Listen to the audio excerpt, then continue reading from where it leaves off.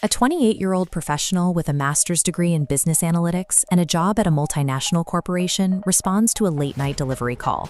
He carries 3 pizzas into an abandoned courtyard. He never walks out.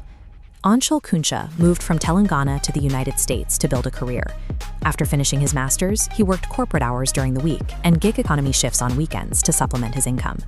Shortly after midnight on a Friday, Kuncha was ambushed. He was shot 3 times in the back of the head. When police arrived, they found his phone, his wallet, and the pizza boxes untouched. Nothing had been stolen. This case study maps directly to the GS Paper 2 syllabus.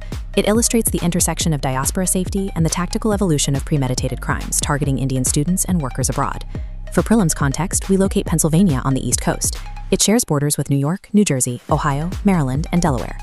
Philadelphia, the state's largest city, serves as a massive educational hub, housing a dense population of international students across its various universities. The city is approximately 100 miles from New York. Consequently, the Consulate General of India in New York holds diplomatic jurisdiction over this region, leading the official response to incidents involving Indian nationals. This proximity is a critical factor in diplomatic logistics. The distance between the scene of a crime and the nearest mission dictates the speed of consular intervention and the repatriation process. This tragedy raises a specific constitutional question.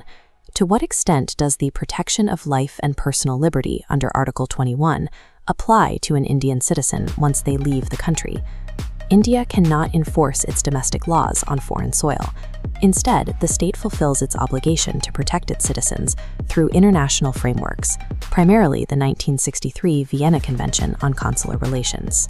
The Ministry of External Affairs manages these crises through established protocols. This includes the use of the Madad portal, a centralized platform designed specifically for the Indian diaspora to seek grievance redressal and emergency assistance. While India's legal power ends at its borders, its diplomatic mandate to protect the diaspora remains codified in these global treaties. The risk factors here are linked to economic realities. High tuition and rising living costs often push international students into late-night gig economy roles, often in areas with higher crime rates. Forensic evidence points to a targeted ambush. 3 shell casings inches from the body suggest a close-range execution. Detectives are tracing the digital trail, analyzing the VoIP number used for the fake order, and tracking CCTV escape routes of 2 individuals. Analyzing diaspora threats requires looking at 4 pillars. First, consular access during emergencies. Second, the challenges of cultural and social assimilation. Third, risks involving robbery or targeted violence. And fourth, the economic pressures driving students toward high-risk work. These tactics mark a transition from opportunistic street crime to premeditated, role-based targeting, utilizing the victim's employment to create a window for assault. In a mains context, you may face a question like this.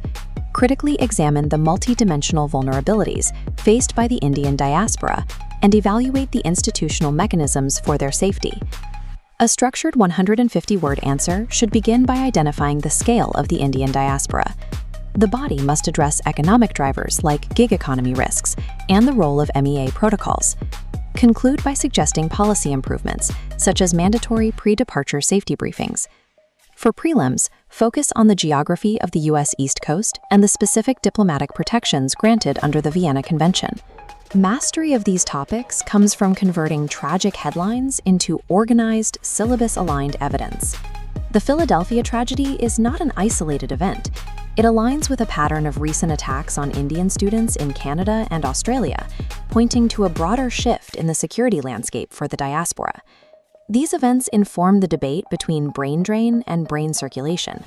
They highlight the need for host nations to protect the students who contribute to their economies. Comment below with your primary takeaway from this case study. Subscribe for more in-depth breakdowns of international relations topics.